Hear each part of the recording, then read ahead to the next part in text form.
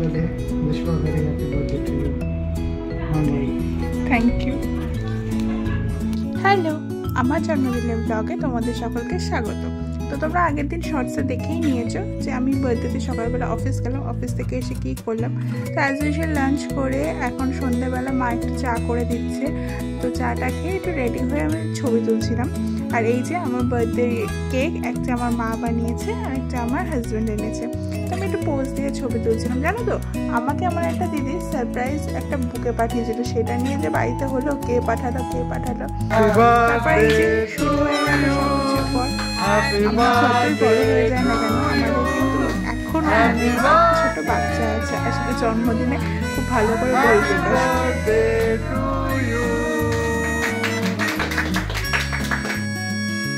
আমি ইচ্ছা করি না কিছু ক্লিপস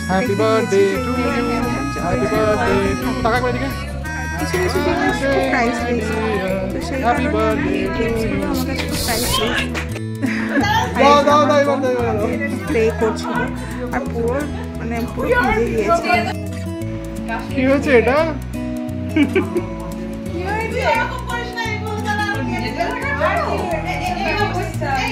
তো পরের কেকটা কাটলাম, এবার মা বাবার কেকটাও তো কাটতে হবে। আর এটা জানো তো, বিয়ের পর আমার 2nd বছর যখন আমি ওই বাড়িতে আমার বার্থডে সেলিব্রেশন করলাম। আর এত মজা হয়েছিল সেবার। আমার বোন, আমার হাজব্যান্ড, আমার দাদা বৌদি, ইনফ্যাক্ট আমার মা বাবা, ফ্ল্যাটের একটা আন্টি আঙ্কেল, তার বাচ্চা সবাই ছিল।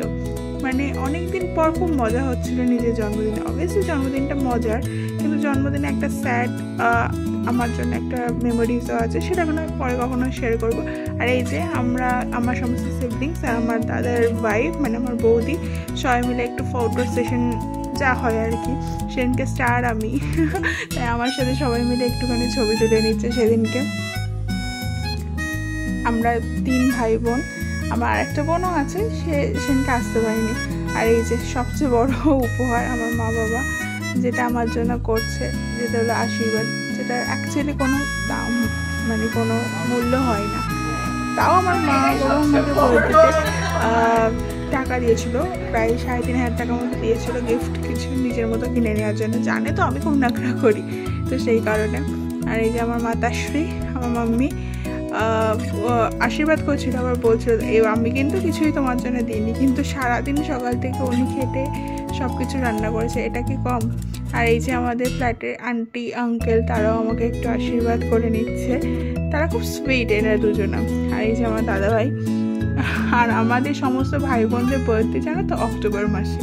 আমার দাদাভাই 14, আমার বোনের 4th, আর আমার 31 অক্টোবর। আর এই যে আমার বৌদি, ফাইনালি আমার বৌদিও আমাকে কিন্তু টাকাই দিতে হচ্ছে। আর এই যে আমার মহান কর্তামশাই হাজব্যান্ড অফিস করে বেচারা সব কিছু আমার জন্য গিফটস নিয়ে, আমার দাদা পছন্দ সেই ফোন, তোমরাই শুনে না।